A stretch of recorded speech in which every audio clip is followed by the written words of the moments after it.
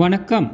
இன்றைக்கி 3வது லெசனில் நாங்கள் பார்ப்போம் ஃபியர் ஃப்ரீ அந்த டாப்பிக்கு கீழே ஜிபிஎஸ் யூனிட் யூஸ் பண்ணுறதுனால நாங்கள் எப்படி ஃபியர் ஃப்ரீயாக இருக்கலாம்னு சொல்லி உதாரணத்துக்கு நாங்கள் எடுத்தால் எங்களோட பிள்ளைகள் ஸ்கூலுக்கு போகிறது, வாகனம் எத்தனை மணிக்கு பிக் பண்ண வாருது, அவங்க சரியாக டைமுக்கு ஸ்கூலுக்கு போகிறாங்களா, வேறு ரூட்டில் போகிறாங்களான்னு சொல்லி நம்ம வீட்டில் இருந்து நம்ம ஆப்பில் நம்ம ஃபோனால் பார்த்து கொண்டு இருக்கலாம்.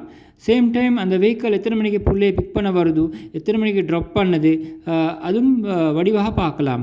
அதுக்கு மாற்றமாக நம்ம ஸ்கூலுக்கு இல்லை ஆஃபீஸுக்கு போகிறாங்க, எங்கள் கணவன் போகிறாரு, எங்கள் வீட்டு பிள்ளைகள் போகிறாங்க, அவங்க எத்தனை மணிக்கு ரீச் பண்ணுறாங்க, ஆஃபீஸ் போகிற நேரம் எந்த பிரச்சனையெல்லாம் போய்ட்டு சேர்றாங்க, அவங்க என்ன ஸ்பீடில் போகிறாங்க, இதெல்லாம் நம்ம ஜிபிஎஸ் யூனிட் மூலமாக நாங்கள் ஃபோனில் ஆப்பில் இருந்து பார்த்து கொண்டு இருக்கலாம்.